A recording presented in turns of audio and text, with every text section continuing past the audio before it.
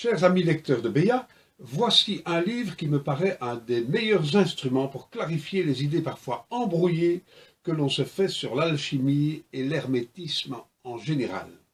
Ce sont trois auteurs commençant par la lettre D.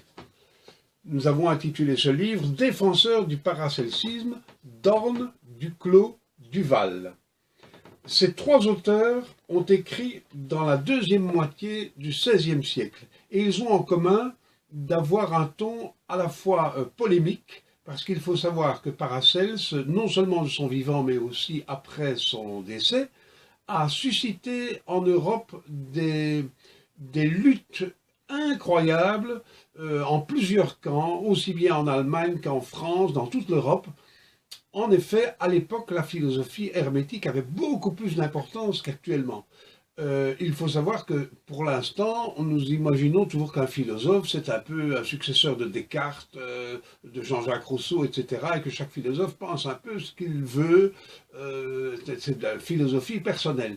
Et les anciens n'avaient pas du tout cette conception. L'alchimie et l'hermétisme étaient au centre de leurs préoccupations. C'est ce qu'on appelait la prisca philosophia. Et dans cette lignée, vous avez l'abbé Trithème, Agrippa, vous avez Pic de la Mirandole, Marcille Ficin, la redécouverte des traités d'Hermès, etc., etc. Mais ici, ces trois traités ont quelque chose d'extraordinaire, c'est qu'ils présentent l'alchimie au lecteur qui serait un peu étranger à la chose et sous un aspect que l'on pourrait dire rationnel.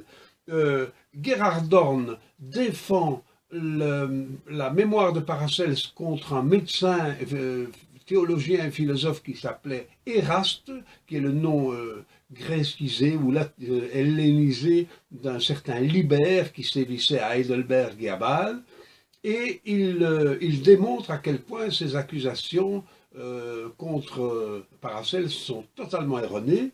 Nous avons Gaston Duclos, qui est un avocat qui a aussi beaucoup plaidé à Nevers, qui présente sous la forme d'une plaidoirie et surtout sur la forme de syllogisme remarquablement composé et clair, tout le mystère de la gyropée et de la chrysopée. Le titre s'appelle d'ailleurs Apologie de la gyropée et de la chrysopée.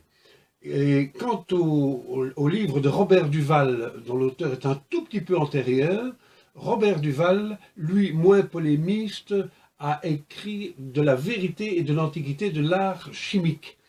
Et ce qui est extraordinaire, c'est qu'il cite tous les auteurs, y compris la Sainte Écriture, l'Ancien Testament, il cite Virgile, les grands poètes, et donc il montre réellement la toute grande ancienneté de cet art que l'on dit souvent, de manière tout à fait erronée, avoir débuté au Moyen-Âge alors qu'il vient de l'art sacerdotal d'Égypte. J'espère qu'avec ces trois auteurs, vous aurez une idée très très claire de non seulement de l'ambiance polémique des idées, du choc des idées qui se passait au XVIe siècle et qui avait lieu au XVIe siècle, mais aussi que vos opinions et vos idées sur l'alchimie seront totalement clarifiées.